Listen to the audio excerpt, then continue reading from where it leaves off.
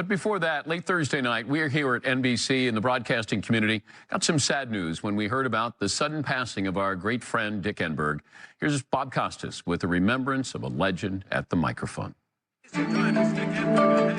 If they ever gave out an award for all-around sportscasting excellence and mastery, it would be hard to find a better candidate than Dick Enberg. And if you were to look for a broadcaster as decent and gracious as he was talented, well, you'd be hard-pressed to find a better candidate in those categories, too. In the 1970s, 80s, and well into the 90s, Enberg did it all, from baseball to football, basketball to tennis, golf, the Olympics, and much more. The Michigan native's first big job was in Los Angeles, calling UCLA basketball at the height of the Wooden Dynasty. And he first made his name before a national audience when he called the game of the century in 1968, the University of Houston's upset win at the Astrodome that ended the Bruins' 47-game winning streak.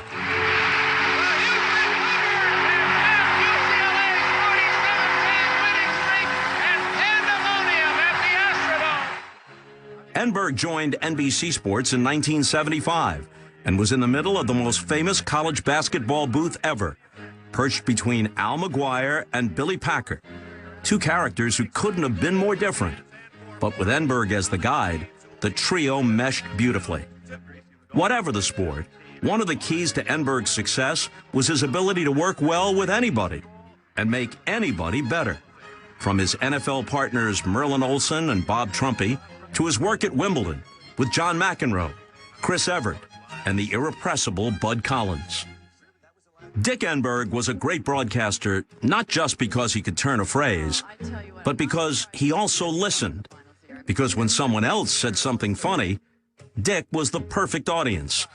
Because wherever his partners wanted to go, he would happily go with them, all the while meticulously dotting his I's and crossing his T's with the action in front of him. And that's fresh from the barred Bud who's trying to bamboozle us before breakfast. Enberg possessed another important quality, one that couldn't be taught or faked: enthusiasm. He loved to prepare for games. He loved language. He was a terrific writer and essayist, but he could also ad-lib eloquently.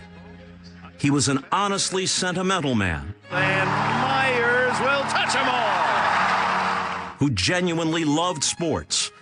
And he was boyishly enthusiastic from the first day he walked into a booth until the last day he walked out of one, which was just a little over a year ago when he retired from calling Padres games locally near his home in San Diego.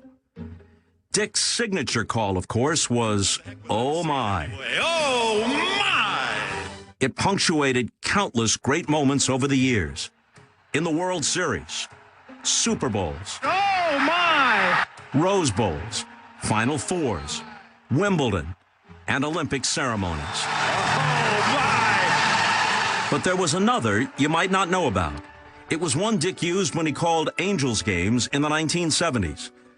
When the Angels won, Dick would always conclude the broadcast the same way: "And the halo shines tonight," which seems like an appropriate way to think about Dick Enberg and his legacy on this night.